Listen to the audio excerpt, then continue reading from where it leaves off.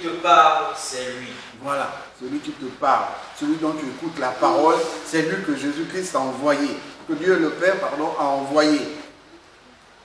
Mais il ne vient pas se présenter comme quelqu'un qui veut arracher quelques estimes, quelques considérations. Donc crois en celui que tu vois là. L'être vivant, corps, âme, esprit que tu vois là, c'est lui. Oui. Et il dit, je crois, Seigneur. Et il se prosterna devant lui. Voilà. Donc pour montrer que ses yeux sont ouverts, qu'il reconnaît l'envoyé de Dieu, le vrai envoyé. Pas la piscine qui est l'envoyé, mais le vrai envoyé, dont la piscine là porte le nom. Il est là devant toi. Et lui aussi, il le reconnaît et il se prosterne. On ne se prosterne que devant Dieu. Vous comprenez? Donc vous voyez le niveau de réalisation que cet homme-là a eu de qui est Jésus-Christ. Et même nous, au fur et à mesure que nous grandissons dans la foi, nous devons de plus en plus reconnaître que Jésus-Christ est le véritable envoyé, celui qui sauve, devant qui nous devons nous prosterner. Avant qu'on arrive, ce que le Seigneur dit, tout genou fléchira. Oui, dans la douleur. Mais nous, le nôtre, on ne doit pas fléchir dans la douleur, c'est dans la joie. Quand on dit tout genou fléchira, là, c'est dans la douleur. Les gens, ah, donc c'était lui. Lisez l'Apocalypse. Quand ils verront celui qu'ils ont percé, ah, quand les gens là disaient, les chrétiens, nous on n'a pas cru, maintenant comment on va faire? Trop tard, il n'y a plus rien à faire. Mais nous fléchissons sur notre genou à cause de notre corps qui est frappé par la présence de Jésus-Christ, c'est-à-dire par la parole de Dieu. Nous pouvons maintenant nous abaisser et faire tomber notre orgueil au sol. C'est l'orgueil qui fait qu'on ne fléchisse pas le genou. Mais quand l'orgueil est brisé, vous fléchirez le genou sans même réfléchir, parce que vous reconnaissez la grandeur de celui qui vous a visité, de celui qui vous a ouvert les yeux. De là où vous étiez aveugle, vous voyez maintenant. Vous voyez la grâce de Dieu et vous voyez comment les hommes marchent à la surface de la terre, comment ils sont languissants. Chacun cherche son petit chemin, son petit intérêt égoïste. Ne connaissant pas que la grâce de Dieu est là. C'est au point que les églises sont remplies par ceux qui courent derrière la prospérité.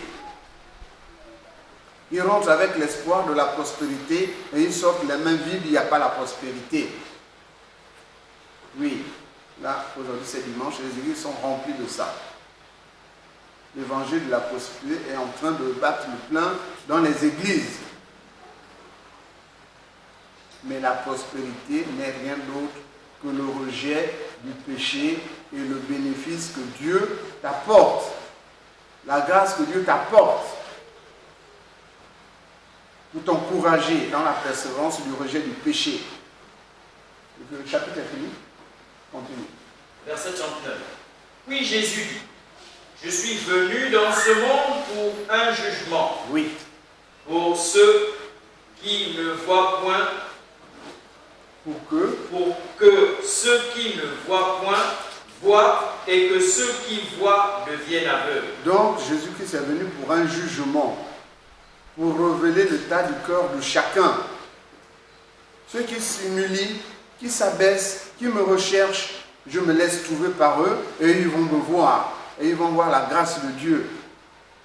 Et ceux qui sont dans leur orgueil, qui croient connaître, eux, ils vont rester aveugles. Les pharisiens devant qui le jeune homme était, c'est des gens qui connaissent l'Ancien Testament de A à Z. De A à Z. Paul était parmi ces gens-là. Il connaissait, comme on dit, la Bible par cœur. Rien ne lui échappait. Mais il croyait que connaître la Bible par cœur, c'était cela, connaître Dieu. Non. Ça, c'est une simple connaissance humaine. Mais quand Jésus-Christ vient, il ouvre les yeux du cœur. Là, maintenant, tu accueilles la vraie connaissance et tu peux reconnaître que c'est lui, l'envoyé de Dieu, le vrai. Et tu peux maintenant te prosterner devant lui, tu peux maintenant lui rendre hommage, tu peux maintenant l'adorer. Continue la lecture. Quelques pharisiens qui étaient avec lui, ayant entendu cette parole, lui dirent: nous aussi, sommes-nous aveugles? Jésus leur répondit: si vous étiez aveugles, vous n'auriez point de péché. Mais maintenant, vous dites: nous voyons, c'est pour cela que vos péchés subsistent. Donc le Seigneur dit ceci, concernant les pharisiens.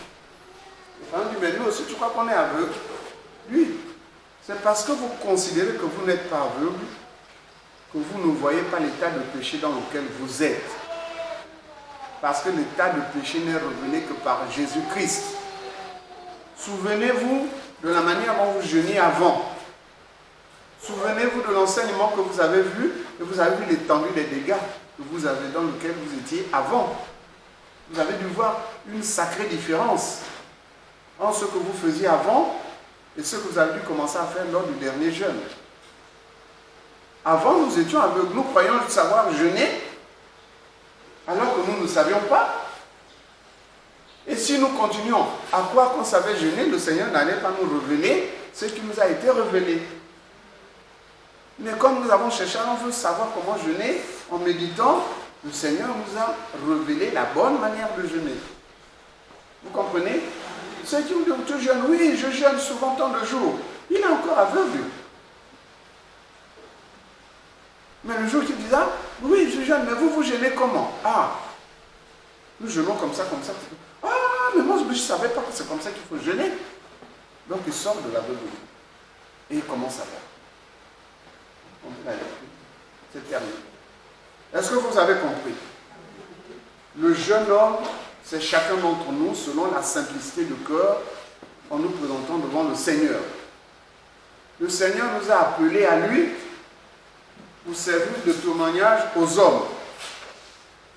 Premièrement, devant ceux qui périssent, qui demeurent dans leur pratique occulte, qui demeurent dans leur aveuglement, qui croient connaître, et ils verront en nous la transformation et ils ne pourront pas comprendre que Jésus-Christ puisse transformer comme ça.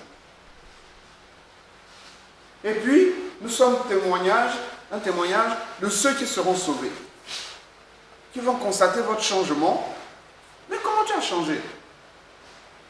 Mais comme ça, comme ça, comme ça. Viens à l'église, tu vas écouter la parole de Dieu. Oui, je vais venir dimanche prochain. Et il vient. Et il vient dire, oui, effectivement, ce que j'ai entendu là, je n'avais pas encore entendu ça. Et son cœur est touché. Et il persévère dans la foi. Et c'est comme ça que nous avons devant nous le frère Dieu qui est là.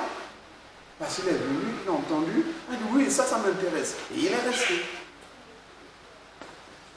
Pourquoi? Mais parce qu'il est venu à Christ, c'est lui qui a la parole de vie. À qui irons-nous encore? Disait Pierre, le Seigneur. Il dit, vous là, vous ne m'avez pas appris comme les autres sont partis.